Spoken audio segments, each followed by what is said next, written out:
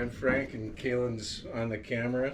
And tonight we're going to continue our series on the history of Ingaland. And we're going to read the story of Old Three Legs as written by Ken Prentice. This is a story of a timber wolf that became the most famous wild animal in the history of Minnesota, and whose fame spread across the nation. Every method of trapping, poisoning, snaring, and hunting known to man was tried on the animal, and letters poured in from all over the country describing other surefire ways to catch him. They called him Old Three Legs, and he terrorized farmers in a 5-county area from 1916 to 1926.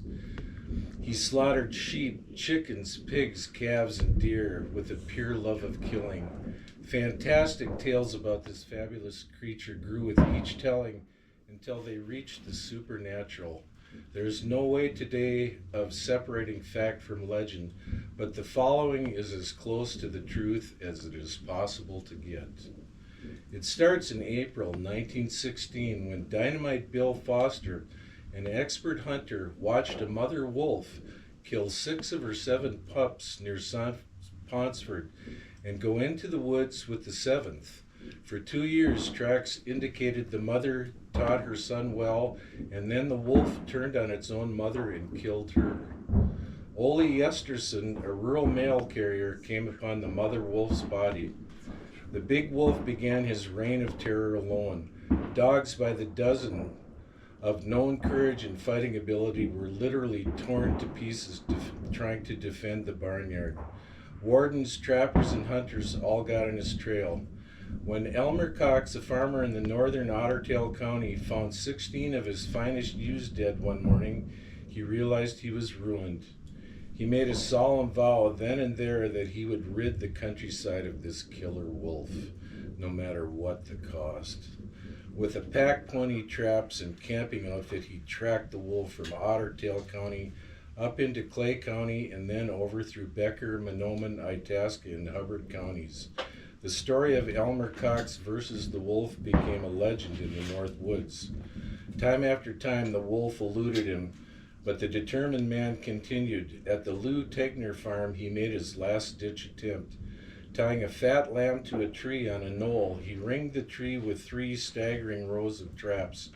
Carefully, he skillfully concealed all the evidence. The next morning, he couldn't believe his eyes. The wolf had made his way through the maze of traps, seized the lamb in his mouth, and then retraced his steps. But when the rope grew taut, it threw the wolf off balance, and its forefoot came down in a concealed trap.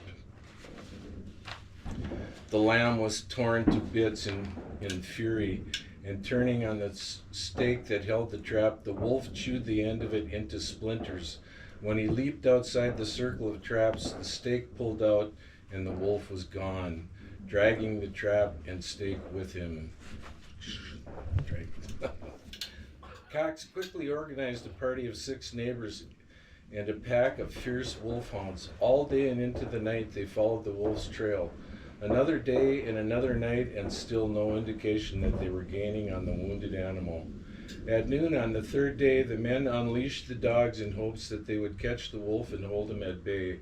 At intervals during the afternoon, the men found 3 of the dogs dead with their throats torn out, and at dusk the other dogs, strangely cowed, slunk into camp. Early the next morning, they found the trap and stake with the remains of the foot neatly clipped off. That very night, the wolf killed a calf at the John Grammer farm, and from that time on, he was known as Old Three Legs. Experts claimed the wolf will never attack a human being. They received so many documented reports about Old Three Legs attacking people that they finally ruled that the wolf had rabies or brain infection and therefore was not a natural wolf. Local trappers and hunters were wise and experienced, but now they finally admitted defeat. The people offered rewards at the time totaled $500, but to no avail. The State Conservation Department was called and asked for help. The state hired 2 Indian trappers, John Red Blanket of Mahnomen and Jesse Mason of Red Lake. After several long months, during which time they had dozens of chances at the wolf, They returned shaking their heads. Old Three Legs could vanish before their eyes, they claimed, and he was a spirit wolf. He could not be captured. The next expert the state hired was Julius Skauge, a wolf hunter and professional trapper known to every rancher in the Dakotas and Montana, to the Mexican border. He averaged $20,000 per year in those days just from trapping. The famous trapper arrived in Detroit Lakes with 9 hunting dogs, 2 tough western ponies, bags of traps, and jars of poison. Refusing all other offers of help, he simply said, "Just show me where this varmint was last seen and I'll do the rest." Weeks turned into months, and he tried traps and poisons and every trick he knew. At the end, he finally tried running down the beast with a relay of ponies, men, and his pack of hounds. They pressed Old Three Legs for 13 days and nights, making frequent changes of fresh men and horses and hounds, but Old Three Legs was still going strong at the end of the time. For the first and only time in his career, Skauge was forced to admit defeat, but he suggested that the state hire the service of John Holton of Lammers, Minnesota, who was an expert in snares, the one device they had not been tried on the beast. When Holton arrived, he was just like the others. He set his snares with great care and then announced that Old Three Legs had less than 7 days to live. But he too was forced to admit defeat and had to leave after trying every trick he knew. Age crept up on Old Three Legs. He lost his lightning speed, but the killing power in his jaws remained as powerful as ever. They say in those final years he had 2 coyotes, brush wolves, driving game towards him, and he would kill and then let the coyotes share the food with him. As far as known, he never mated. On November 20th, 1926, during deer season, fate moved in. Old Three Legs, who had defeated everything that humans could throw at him, came to the end of his rope on that fateful day. 5 deer hunters camped at the Jerry Welts farm on Bad Medicine Lake in northern Becker County. They were Fred Darko, Harry Leduc, Jack Robbins, and George McCarthy, all of Detroit Lakes, and Herbert MacArthur of Ogama. McCarthy and Darko took posts about a half a mile apart, and the others began the drive. Suddenly, McCarthy spotted Old Three Legs on a hill and about 200 yards away and excitedly fired his rifle twice and missed. The shot startled the doe that jumped up and began to run. The wolf took out after the deer and came right past Darko, who at the time was the best shot in the state of Minnesota. Darko did not miss, and the most famous wolf of all lay in the snow at his feet. So, here are some stories that the author wrote that he titled Fact or Legend, and it's by Ken Prentice. So, the first one is, Old Three Legs has been found. The big timber wolf that killed hundreds of sheep and cattle and deer in the area from 1916 to 1926 has survived age, abuse, and a bad job of taxidermy, and soon will be once again the object of scrutiny by residents and visitors. I was taken to the attic in a home in Detroit Lakes, and there, dusty, lacerated, dog-eaten, and moth-eaten, but still fierce and unconquerable, with that vicious snarl of defiance on his face, his stubbly left foreleg raised, yes, there was Old Three Legs. Hunters and trappers told of seeing Old Three Legs put upon a trap, spring it, withdraw the food, and then trotting to the next step, repeat the performance. 2 expert Indians told of how Old Three Legs suddenly appeared from nowhere and stood 50 feet in front of them. Both men emptied their rifles at the beast, but the wolf never moved. The monster kind of grinned at them, and then he vanished right before their eyes. A spirit wolf, they called him. When the killer visited the homestead of Grover Amundsen, he killed 40 sheep, 1 cow, and 1 heifer, all in one night. Mrs. Amundsen was frail and sickly, and the neighbors always said that the shock of the loss was too much for her, and at any rate she died less than 4 months later. Amundsen sent his 2 small children to relatives in Minneapolis, and then he, like many others, got on the trail of Old Three Legs. Weeks and months passed. His face became gaunt and hollow, and his eyes took on a wild, staring look. He ignored farmers' pleas to give up the chase, and eventually he became insane. One day, Oscar Nesbitz, a trapper, found Amundson's body, froze to death out there on the trail. Nesbitz said that around the body were tracks of old Three Legs' destroyer, who must have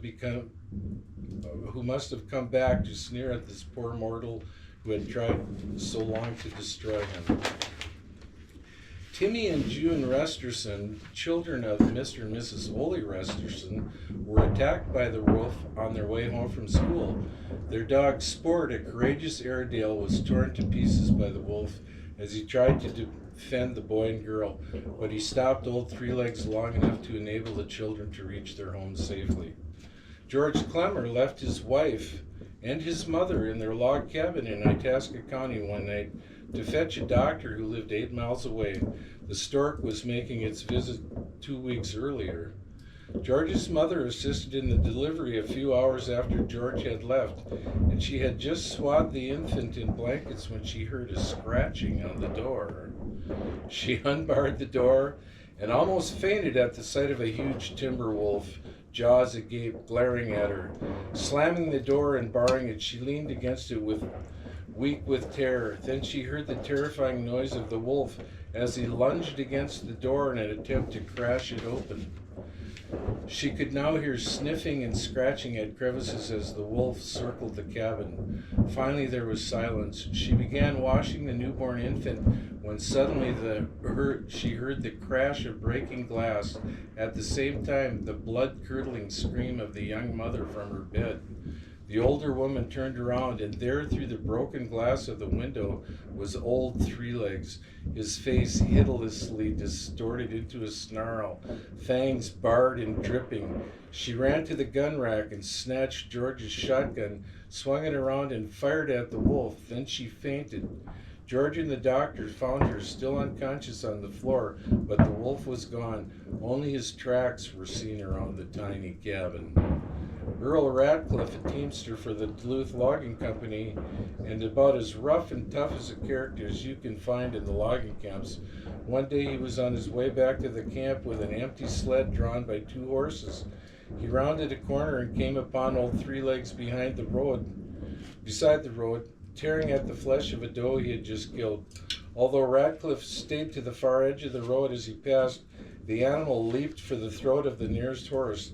Luckily, as the horses bolted, the collar of the near horse caught the wolf in midair and bolted him over into a whirl of snow, but he came right back and gave chase.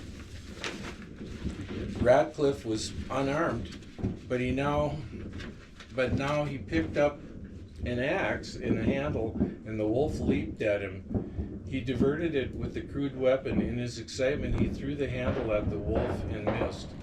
Frightened, Ratcliffe yanked a heavy stake loose and grimly awaited another attack. The wolf, however, gave up the chase at this point and returned to the doe.